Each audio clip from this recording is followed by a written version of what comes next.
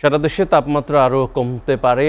একই সঙ্গে মধ্যরাত থেকে সকাল পর্যন্ত দেশের বিভিন্ন স্থানে হালকা থেকে মাঝারি কুয়াশা পড়তে পারে বলে জানিয়েছে আবহাওয়া অধিদপ্তর। পঞ্চগড়ের তেঁতুলিয়ায় মৃদু শৈত্যপ্রবাহে তাপমাত্রা আবারও 9 ডিগ্রি সেলসিয়াসে নেমে গেছে।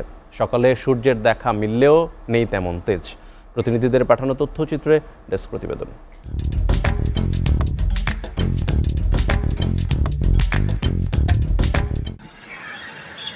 পঞ্চগড়ের তেঁতুলিয়ায় সকাল 6টায় সর্বনিম্ন 9.8 ডিগ্রি সেলসিয়াস তাপমাত্রা রেকর্ড করা হয়েছে বলে জানিয়েছে আবহাওয়া অফিস। এদিকে শীতের তীব্রতায় কাবু পঞ্চগড়ের জনপদ, যুবথুব অবস্থায় জনজীবন, চরম দুর্ভোগে শ্রমজীবী মানুষেরা।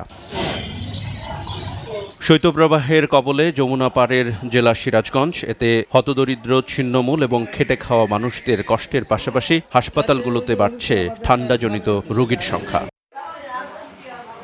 চুয়াডাঙ্গায় অব্যাহত রয়েছে শীতের তীব্রতা। শনিবার থেকে আকাশে বিরাজ করছে মেঘ। সকাল 9টায় সর্বনিম্ন তাপমাত্রা রেকর্ড করা হয়েছে 13.5 ডিগ্রি সেলসিয়াস। আবহাওয়া অফিসের পর্যবেক্ষক রকিবুল হাসান জানান, সাগরের নিম্নচাপ সৃষ্টি হয়েছে, ফলে শীতের তীব্রতা আরও বাড়তে পারে।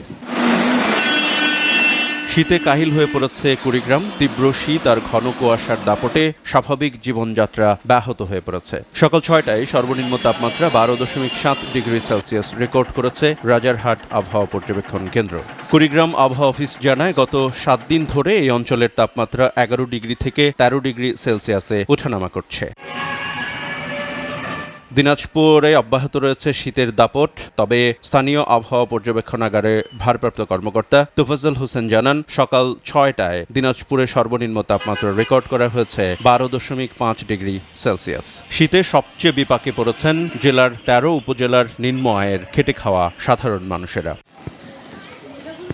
ঝিনাইদহে ঘন কুয়াশায় ঢাকা পড়েছে প্রকৃতি। ভোর থেকে ঘন কুয়াশার চাদরে ঢেকে গেছে গাছপালা, রাস্তাঘাট। কুয়াশার কারণে কমে গেছে দৃষ্টিসীমা। সড়ক মহাসড়কে দুর্ঘটনা এড়াতে হেডলাইট জ্বালিয়ে চলাচল করছে যানবাহন।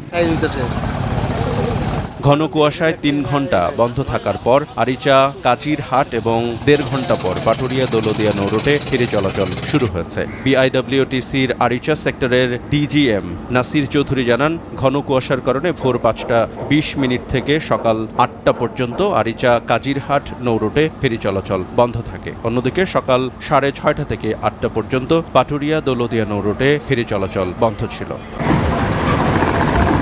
এসিটিভি নিউজ ডেস্ক।